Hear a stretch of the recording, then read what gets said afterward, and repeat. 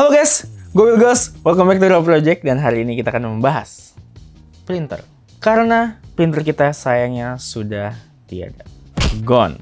Die. You know why? Karena tintanya bocor-bocor. Terus ternyata kertasnya juga nyangkut-nyangkut di dalam printer. So that's why hari ini kita akan ngebahas printer Canon Pixma G3020 sebagai printer kita yang terbaru.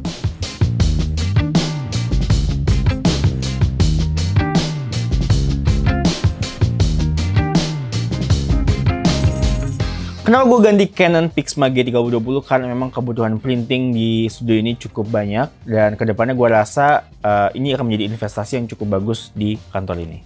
Walaupun harga ini cukup mahal di awal, tapi kalau kita kalkulasi untuk jangka panjang, ini akan jauh lebih hemat yang akan gue bahas nanti. Nah sekarang kalau kita lihat memang si Pixma G3020 ini terlihat cukup besar. Tapi karena memang disertai juga fungsinya yang cukup banyak, mulai dari printing, scanning, copy, hingga kopinya juga dua warna. Printer ini mempunyai dua konektivitas, yaitu yang konvensional menggunakan kabel dan juga yang kita semua suka zaman sekarang serba wireless, menggunakan koneksi Wi-Fi. Yang tentunya membuat kesana menjadi jauh lebih modern, lebih futuristik, dan juga lebih keren. Nah sekarang kita akan ngebahas soal fisiknya. Printer ini memiliki two-tone color, ada black matte dan juga grey yang cukup matte. Tapi sayangnya, kekurangan sedikit kalau kita pegang-pegang, dia meninggalkan fingerprint yang ya tipis-tipis kelihatan, yang menurut gue agak mengganggu aja buat gue yang suka sesuatu yang lebih kelihatan clean and slick. Dan yang gue suka lagi adalah kalian bisa melihat atau memonitor level tinta pada printer ini tanpa harus melihatnya lewat device gadget ataupun tanpa harus kalian buka. Jadi menurut gue secara desain udah dipikirin banget, nggak cuma desainnya bagus tapi juga secara fungsi juga sangat dipikirkan, sangat diperhatikan. Udah gitu di belakangnya juga ternyata di sini ada slot untuk cartridge maintenance. Dimana biasanya kalau printer-printer zaman lama itu kenapa suka banyak kayak kebocoran tinta, terus waktu di print kertasnya tuh tintanya juga melebar kemana-mana. Itu disebabkan karena jadi setiap printer itu ternyata punya yang namanya bak tinta, dimana tintanya itu abis ngeprint dia kayak ada bercaknya yang akhirnya nyiprat ke dalam bak tinta itu. Nah kalau ini dia sudah memikirkan gimana caranya sebagai pengguna biar nggak ribet-ribet lagi tanpa harus ke service center. Dia akan menyiapkan di belakangnya si printer, tinggal kalian buka aja lalu kalian ganti. Seperti kalau mobil itu kalian ganti filter udara. So overall secara desain dari fisiknya gue suka banget karena again fungsi dan estetiknya juga dipikirkan. So secara fungsi tombol-tombol yang bisa kalian lihat di sini juga cukup straightforward dan bisa kalian akses, dan kalian bisa lihat menunya ini ada layar kecil. Ini tapi sayangnya ya, untuk harga segini gue expect lebih digital. Kalau ini masih kayak analog. Ya, tapi better ada daripada nggak ada sama sekali.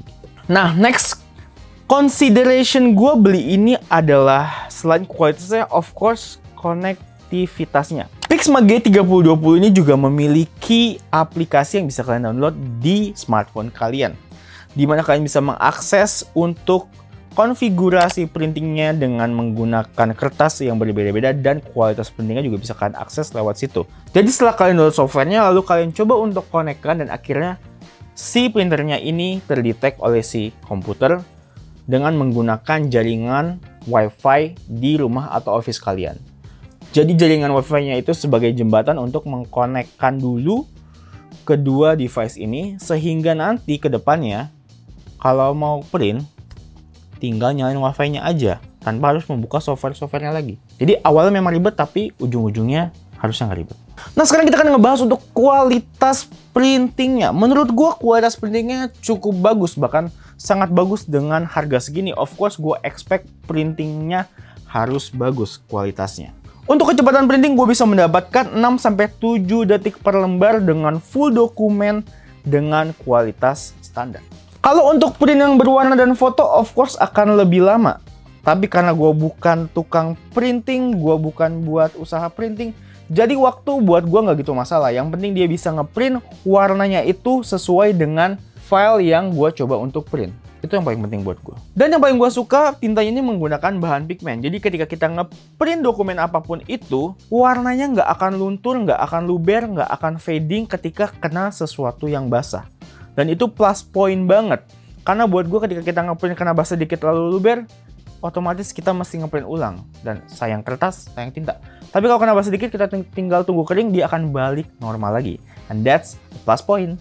Kalau ngomongin kualitas foto, jujur menurut gue cukup tajam, tapi harusnya bisa lebih maksimal lagi.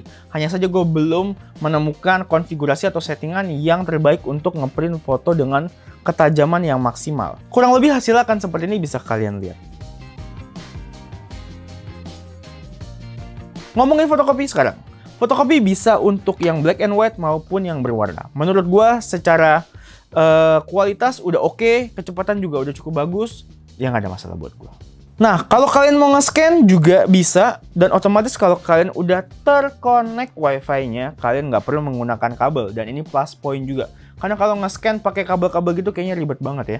Tapi kalau misalkan mau pakai kabel juga bisa intinya. Nah, sekarang yang terakhir kita akan ngebahas yang tadi di awal, yang gue bilang untuk jangka panjang sebenarnya printer dengan harga 2 jutaan ini sebenarnya lebih murah. Kenapa? Karena pertama, yang namanya tank printer akan jauh lebih hemat daripada printer yang masih menggunakan cartridge. Bahkan harga tintanya ini sendiri hanya 100 lebih dikit aja. Which lebih murah daripada tinta cartridge di printer lama gue yang 150-an. Dan itu cepet banget habisnya guys. Jadi secara overall gue merasa walaupun beli awalnya lumayan mahal, tapi untuk jangka panjang ini harusnya jauh lebih murah. Kayak kalian beli mobil diesel. Lebih irit. Dan ngomongin soal tintanya yang murah juga, ternyata cara nge-refillnya juga cukup mudah guys. Kalian tinggal buka semua penutup dari si tanknya ini, dan setiap warna memiliki desain tutup yang berbeda-beda dengan refillnya. Otomatis kalian nggak mungkin salah untuk menuangkan tinta biru ke dalam yang merah, yang kuning ke dalam yang biru. Itu semua nggak akan terjadi. Jadi itu salah satu yang menurut gua plus point juga, mereka mikirin banget soal itu. Dan yang keren lagi, begitu kalian tuang dan kalian angkat, dia nggak bocor sama sekali. Karena biasanya kalau printer konvensional yang tank printer, kalau kita refill biasanya berceceran tangan, pasti tintanya kemana-mana. Dan itu gua nggak temukan di sini waktu gua beli dan gua tuang tintanya. And that's a plus point juga. And that's all guys for today. Semoga ini bisa membantu kalian untuk memberikan opsi kalau kalian lagi nyari printer, mungkin buat kerjaan, mungkin buat sekolah, mungkin untuk usaha kalian. I think ini adalah investasi yang cukup bagus. Well, goes dari project. I'll see you guys on whatever next video. Kalau kalian suka video ini, langsung like, klik, subscribe, whatever. Bye-bye. Peace.